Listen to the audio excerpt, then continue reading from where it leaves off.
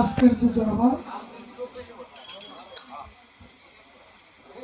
আফাজিয়া দরবার শরীফ, ওনার ভাবসাগরের কান্ডার যিনি বান্ধব নিজামুদ্দিন আল চিশতি, পয়লা দরবার শরীফ দরদির পবিত্র দরবারের ভক্তি, ওনার যে সুযোগ্য সন্তান এখানে উপস্থিত আছে এবং অনেক টাকা পয়সা দিতেছে। হ্যাঁ, দরদির প্রতি শ্রদ্ধা ভক্তি সাথে ইকরামউদ্দিন আল চিশতি আত্মার জগৎকে খুব ভালোবাসে, ওনার পবিত্র চরণে ভক্তি সাথে আইনাল চান, জয়নাল চান, কিতাব আলী চান, জসিমউদ্দিন চান, যারাই আছে এখানে বসানোর কাদের ভাই সত্তর আল চিশতি আমি বেলেশ্বর থেকে আগত। এত নাম তো যেহেতু বলা যাবে না, অনেক সময় হয়ে যাবে, তাই সবাই চরণ ধুলি মাথায় রাখি। সকলের প্রতি ভক্তি, দরবারের প্রতি আপনাদের প্রতি, চেয়ারম্যান মেম্বার উপস্থিত, সাধুগুরু বৈষ্ণব মহতি সভা, জিজ্ঞা শরীফের অনেক আওলাদ বর্গ, আমাদের জুয়েল চ্যাম্পিয়নের এলাকা থেকে গত দরদির প্রতি শ্রদ্ধা, আমাদের আমজাদ ভাই, জসিম ভাই, যারাই আছে, জালাল ভাই, অনেক আনন্দ লাগে যে দেখলে পরে আমাদের গোপাল দা আরো আইছে, প্রদীপ আইছে, সবাই রনি আসছে পাবনা থেকে।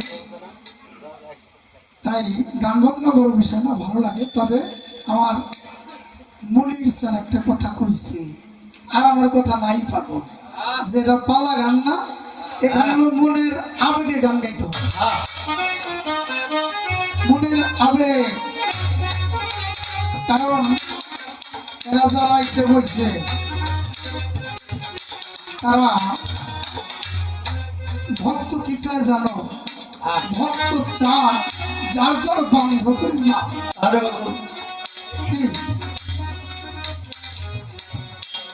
বান্ধবের নাম যার মুখে সেই থাকবে সুখে। আমি আমরা পলা গানের একটা গান তুমি গাইছো, মাতাল কবিরা, গানটা খুব ভালো, কিন্তু গানটার সময় সুযোগে গাইতে হবে। এখানকার এই গান না, যেহেতু আগেই বলছে জিটকে দেওয়ান রশিদের কমের লোকজন সবাই এই রশিদিয়া গান হইতে হবে, তার জন্যে আমি অন্য কথা বললাম, তোর কুম্ভকেতে লুপ্ত করো কাম্বিকার পানায় নকশ করো সাধারণ কথা নামা তুমি জালের গান, এই গান গাইলেই তোমার উত্তর হয়ে যায়। ওই জালাল লেখছে রেশক্তর কুম্ভকেতে লুপ্ত করো কাম্বিকার পানায় নকশ করো সাধারণ কথা নামা।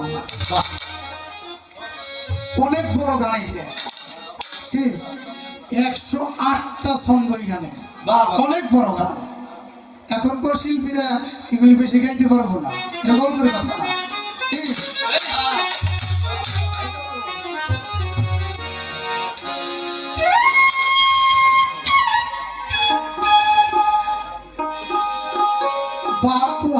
নারী, তার মধ্যে 3টা নারী প্রধান, ইরা পিঙ্গল সমান।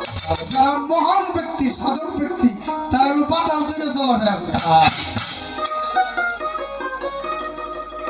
বাতাস ধইরা চলাফেরা করে, কইতে পারে এখান থেকে গেলে এটা কি সামনে কোনো বিপদ আপদ আছে কিনা। যারা সাধু, আর তোমার যে পরম আয়ুটা, এটা প্রাণ বায়ুর উপর হলো তোমার পরম আয়ু। গানের সারমর্মটা পেলাম, আর কিছু আলোচনা করবো।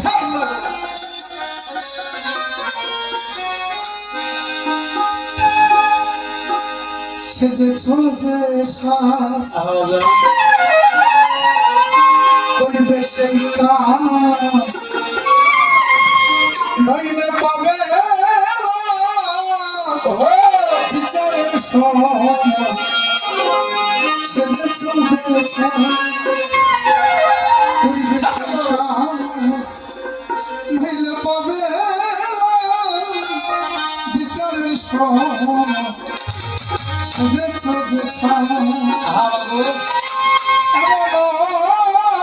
সুসাদে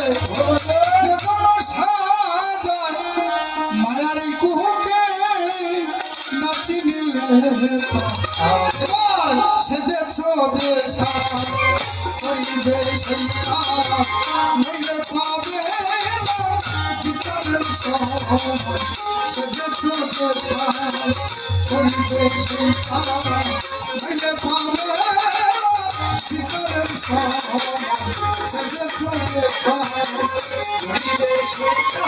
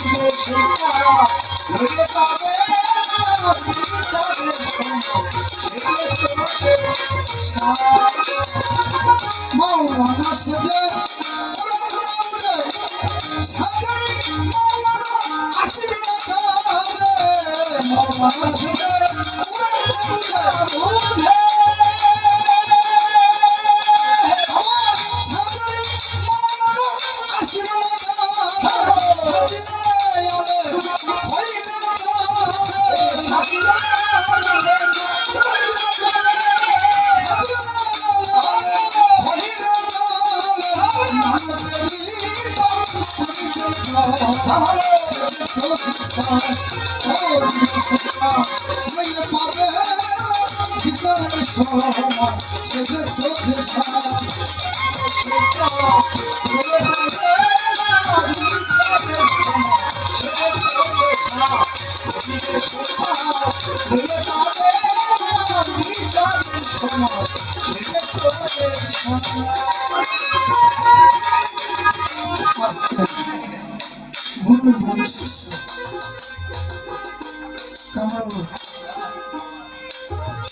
ভক্ত কারে কয়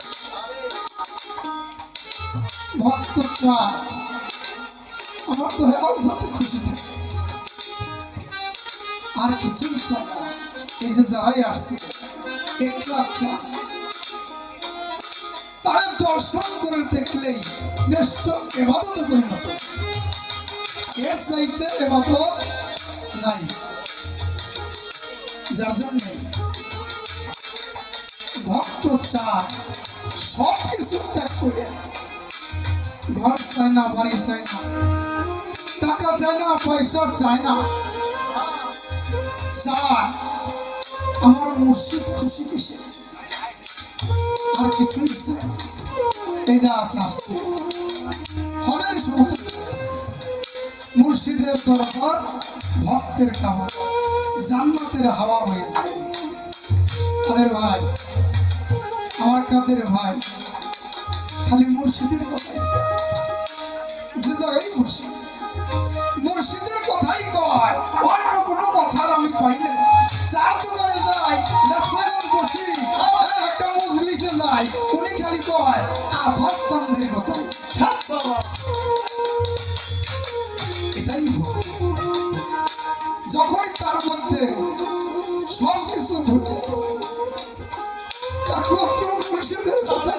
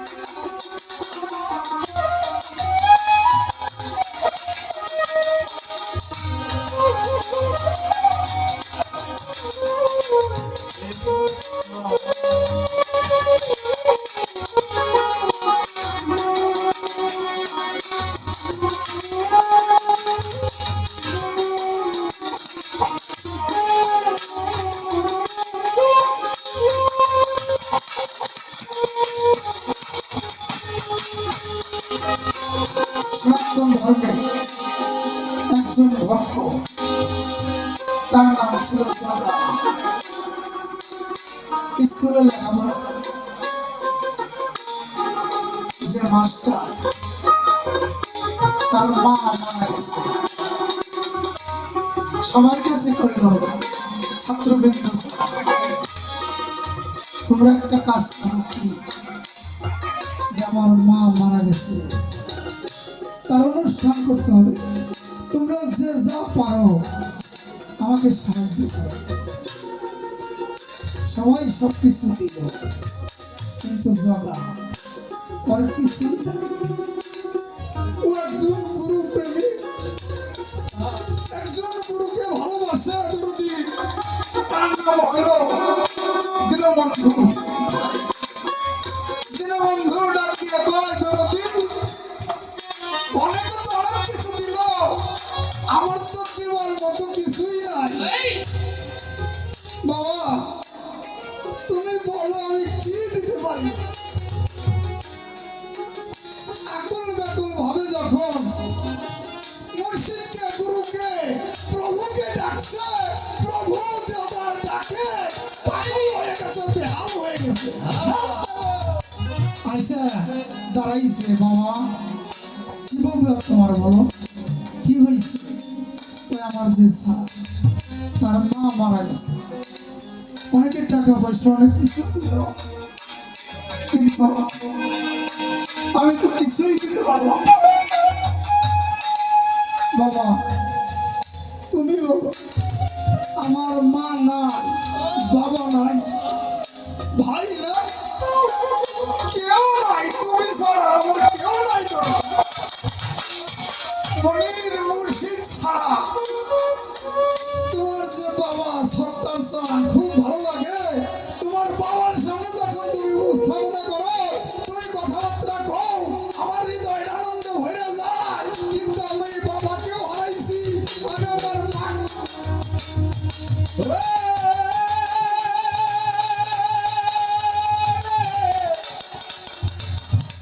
আরে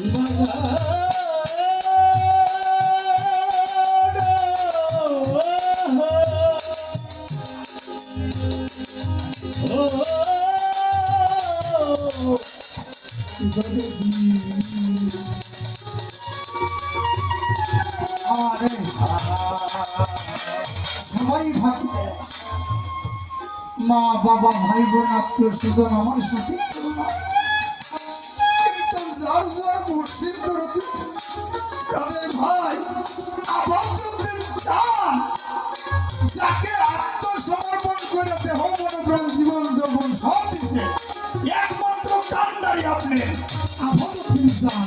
আর কোনো সম্ভব নাই ভক্তি যার যার মুর্শিদ ব্যতীত। তাই কি করছে সেই জগা গোপাল দীনবন্ধু বলেছে, দরদি তুমি যা বলো, তোমার সারে যত লোক আছে সব দই আমি দিব। বলছে যে সবাই তো সব কিছু দিল, আমার তো দেওয়ার কিছু, আমার একমাত্র দীনবন্ধু, এই আমার সম্বল, আমার মা নাই বাবা নাই, কোনো আত্মীয় স্বজন কেউ নাই, আমার দীনবন্ধু আমাকে বলছে তোমার স্যারের কাছে যায় বলো যে দই লাগে আমি সেই দই দিব। বলছো না তুই দিতে পারবি তো? আচ্ছা তার মধ্যে যে স্যার আমি দিতে পারবো। দিন ধার্য হয়ে গেছে, লোকজন আসা শুরু হয়ে গেছে, যাই আকুল ব্যাকুল ভাবে দুটি চোখের জল ছেড়ে দিয়ে কয়, বান্ধব আমার তখন সারের বাড়ি যেতে হবে। গোপালদা অনেক সঙ্গ করছে রাষ্ট্রের মাস্টার, যে যারে ভালোবাসে সেই ভালোবাসার বস্তু যদি হারিয়ে যায়, একমাত্র কারণ সেই বুঝে আমি কি হারাইছি। চলে গেছে, যারা হারাই নাই সে কোনোদিনই হারানোর কথা নেই। আমার জয়নাল ভাই ওনার যে সুযোগ্য সন্তান জাহাঙ্গীর,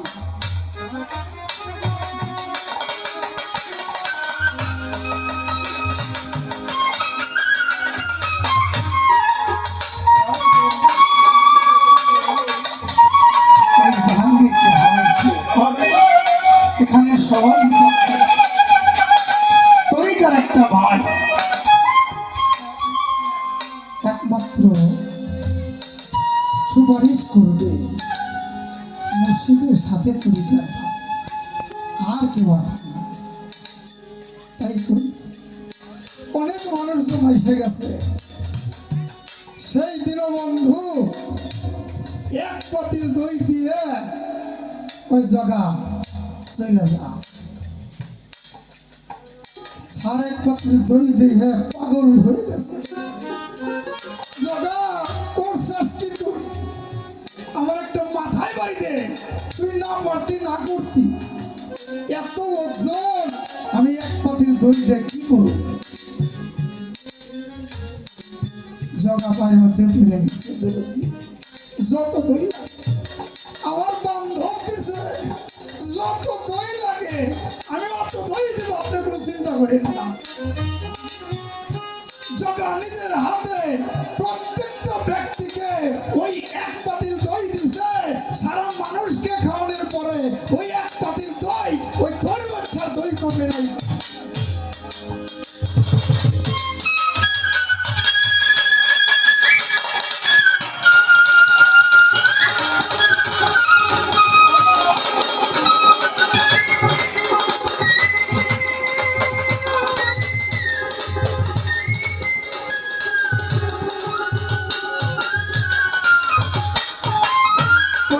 গান গাইছি মানিকগঞ্জ উপজেলার চেয়ারম্যান ছিল পিয়াস ভাই, ওনার বাড়িতে উনি প্রথম শুরু করছে পাশের চাউল দিয়ে।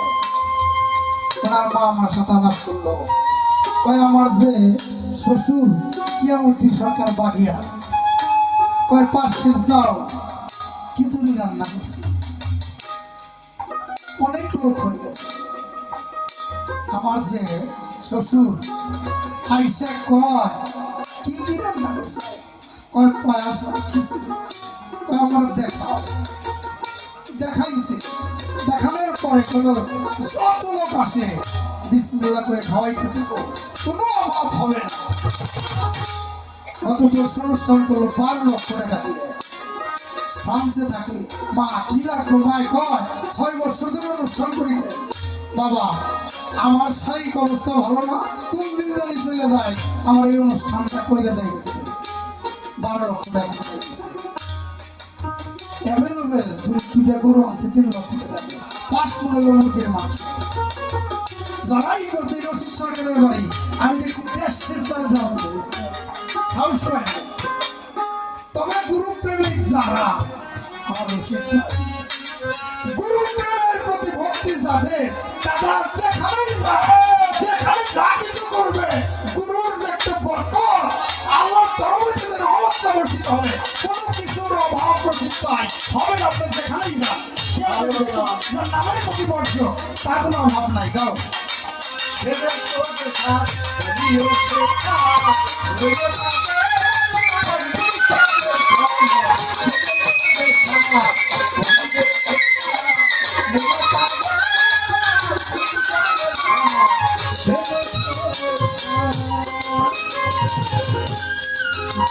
রশিদ কেন্দ্রে বলে প্রভুর নিকটে আবার এই সাধন জগৎ আমার দেনা ঘটে।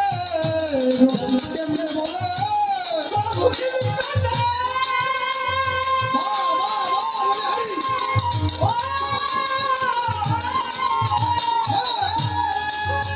আবার এই সাধন জগৎ আমার দেনা ঘটে।